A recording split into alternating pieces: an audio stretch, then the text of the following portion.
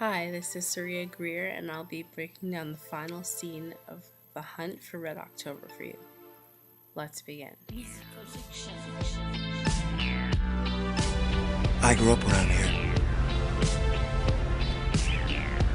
My grandfather took me to fish off that island right over there. I'll pause it here to set the scene for you. Captain Marco Ramius, acclaimed for his submarine piloting, is pictured here. Also in this scene is Dr. Ryan. Captain Ramius has just gone through very dangerous submarine warfare to leave his Soviet fleet behind, relinquishing their prized technological weapon, a Typhoon-class sub called the Red October, to the Americans.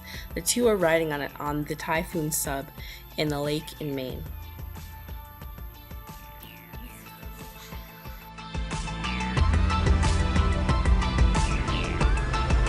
There is one question you haven't asked me yet. Why? Well, I figured you would tell me when you were ready. Now, there are those who believe we should attack the United States first, settle everything in one moment. Red October was built for that purpose. When the dust settles from this, there's going to be hell to pay in Moscow. Perhaps, maybe some good will come from it. A little revolution now and then is a healthy thing, don't you think?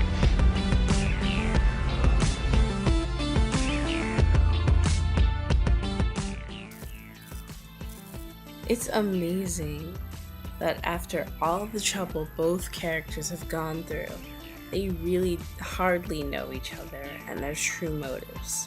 Dr. Ryan is trusting enough to let Captain Ramius explain his motives on his own time. A little revolution now and then is a good thing, don't you think? Wow, what a line.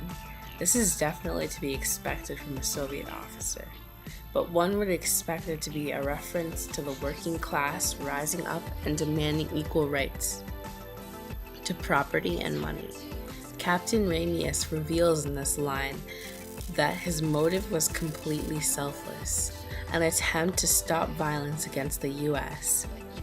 That is completely unheard of. The scene is a gem. The slow-paced dialogue and the placid waters are juxtaposed with the hectic previous scenes. The disappearance of the shouting and tense exchanges in missile-infested waters of the Atlantic suggests a return to normalcy.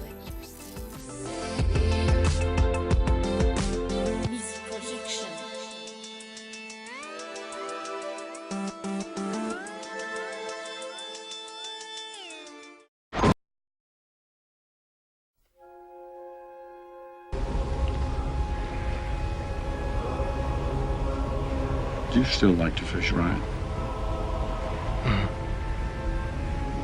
There's a river, not unlike this one, near Vilnius, where my grandfather taught me to fish. And the sea will grant each man new hope, as sleep brings dreams of home.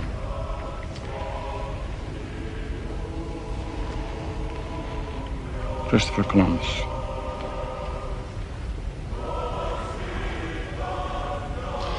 Welcome to the New World, sir.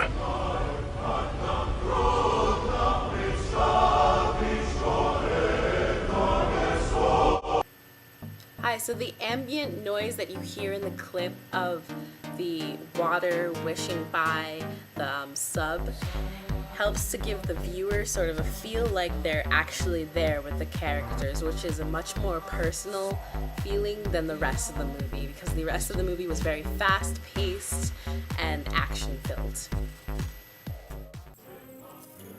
As the scene wraps up, Russian war music is played as Captain Ramius recites a quote from Christopher Columbus.